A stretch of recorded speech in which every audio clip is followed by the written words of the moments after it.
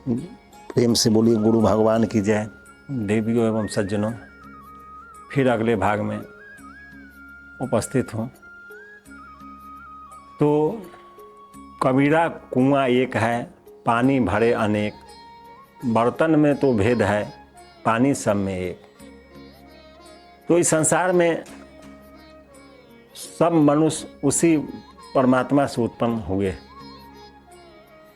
और फिर उसी में विलय होते हैं। सब एक ही है, अपना अपना बुद्धि का अंतर है।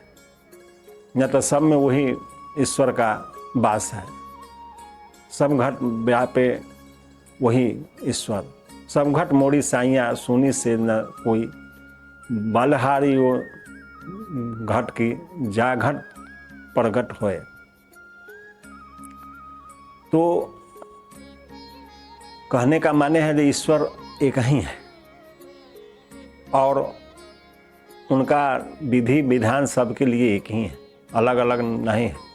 अलग अलग अपने विचार के अनुसार हम लोग करते हैं, वो है एक ही। जा की रही भावना जैसी प्रभु मूरत दिखाई तीन तैसी।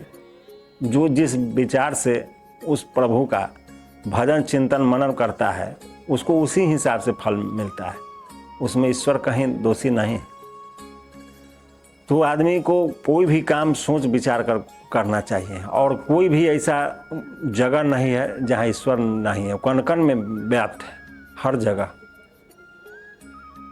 तो दो युवक थे, एक संत के पास पहुंच गए और दोनों युवक संत से कहने लगे कि हमको अपना शिष्य बनाइए। तो जब शिष्य बनाने की बात आया तो गुरुजी कहे ठीक है, तुम आज ही आया है और आज ही संत बनना चाह रहा है, तो कम से कम तुम एक दो दिन ठहरो, उसके बाद तुम पर हम विचार करते हैं। तो दोनों को 4 दिन के लिए ठहराए आश्रम में। जब 4 दिन ठहरा तो उसके बाद फिर दोनों कहा कि अब गुरुदेव अब तो 4 दिन का समय बीत गया, कम से कम अब तो दीक्षा दीजिए। तो गुरुदेव कहें ठीक है, घबराओ नहीं, दीक्षा मिलेगा। सो कल तुम लोगों का हम एक परीक्षा लेंगे, उसमें यदि पास कर जाएगा तो उसके बाद हम दीक्षा दे देंगे। तो दोनों युवक उस पर राजी हो गया।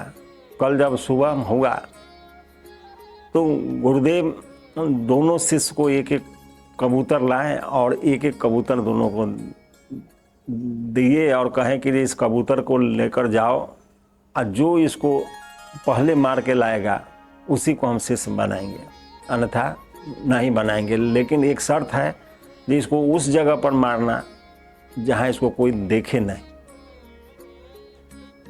तो दोनों शर्त मान लिया, ठीक है।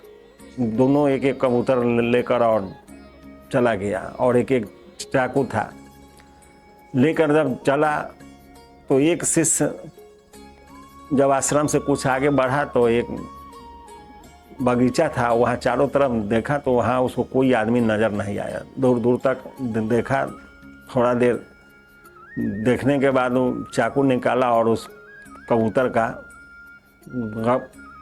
गर्दन जो है उसको काट दिया। अब गर्दन कट गया तो कबूतर मर गया। तो लेकर के आश्रम में आ गया। तो गुरुदेव कहें कि ये मार दिया, तो हाँ मार दिए। तो फिर गुरुजी पूछे जे कोई देखा तो नहीं था? ना कोई नहीं था, कोई भी आदमी नहीं था, उसी जगह पर इसको मारे। तो कहें ठीक है, रख दो, उधर रख दिए।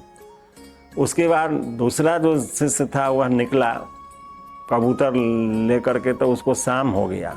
शाम तक वो घूमते रहा लेकिन उसको कहीं एकांत जगह नहीं मिल रहा था। कोई जगह उसको एकांत नहीं मिला जहाँ उस कबूतर का वध करे। तो शाम जब हो गया तो सोचा कि भाई ऐसा कोई जगह नहीं है जहाँ कोई नहीं है।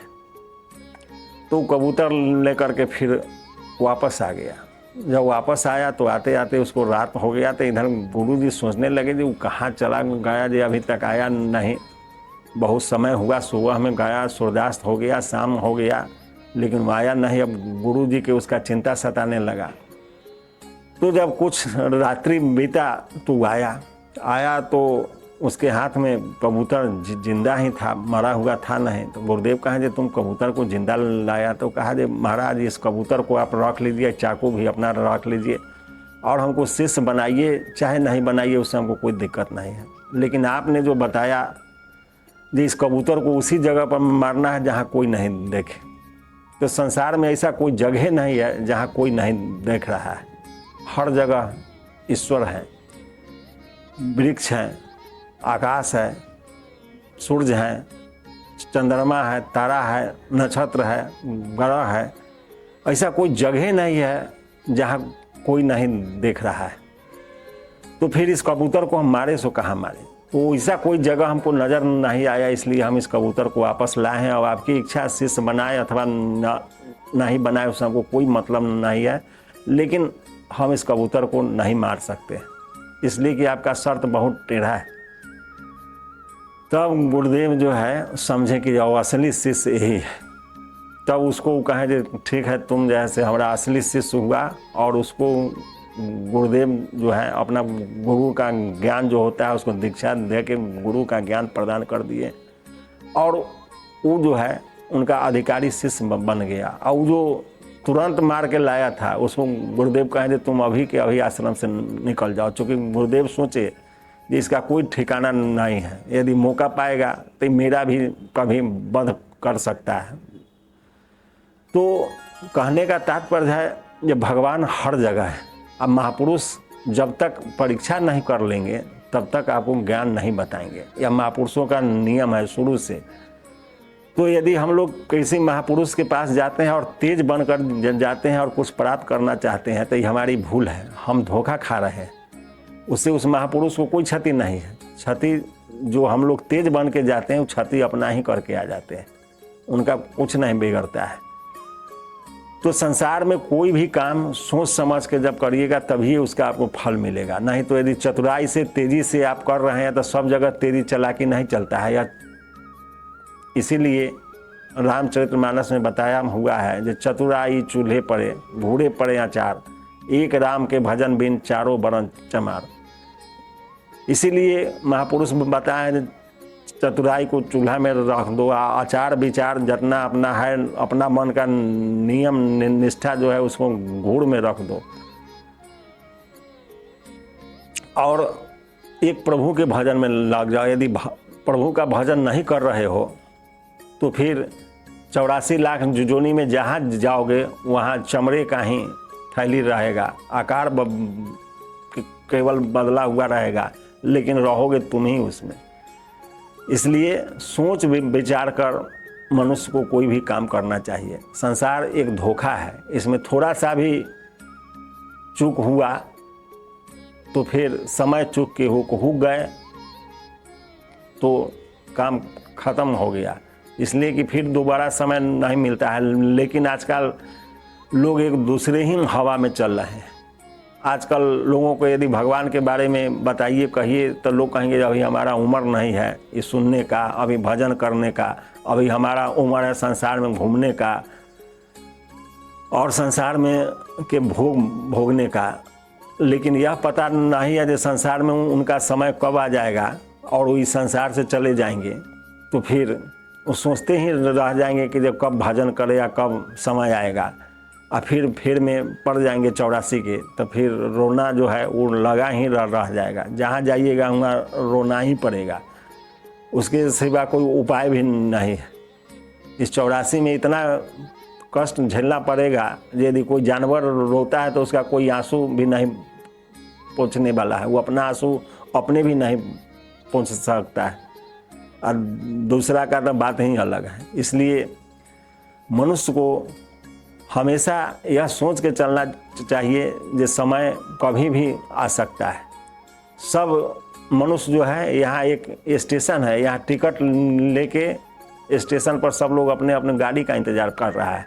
जिसका जब गाड़ी आ जाएगा तो उसको उस पर चढ़ना ही चढ़ना है, दूसरा कोई उपाय नहीं है। इसलिए समय का इंतज़ार मत करिए कि जब हम बुढ़ारी आएगा तो भजन करेंगे, और बुढ़ारी आएगा तो शरीर में अनेक प्रकार के व्याधि पकड़ेंगे तो आप भजन क्या करिएगा। शरीर में अपना उठना तो मुश्किल रहेगा, पानी पीना मुश्किल हो जाएगा, हमेशा शरीर में व्याधि और कफ कंठ में रहेगा, तो आप भजन क्या करिएगा, आप जैसे बाप बाप करते रहिएगा, इसी में आपका ज़िंदगी बीत जाएगा और उस प्रभु का भजन हो ही नहीं पाएगा। जीवन भर जो आप चतुराई करते आए हैं वही आपका पीछा करता रहेगा।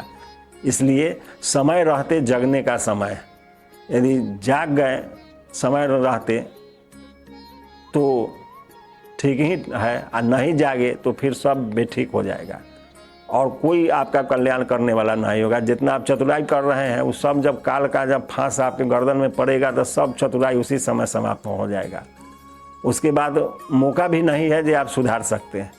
जो कर्म किए हैं वही आपको भोगना शेष रह जाएगा।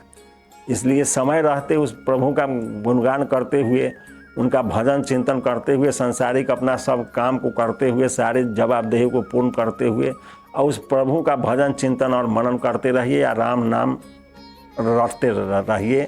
आपका कल्याण निश्चित होगा, इसी से उद्धार है। इसलिए हर समय उस प्रभु का नाम का स्मरण बनाए रखिए, काम करते रहिए, नाम रटते रहिए, तो कल्याण निश्चित होगा, इसमें कहीं कोई संदेह नहीं है। फिर अगले भाग में जय गुरुदेव।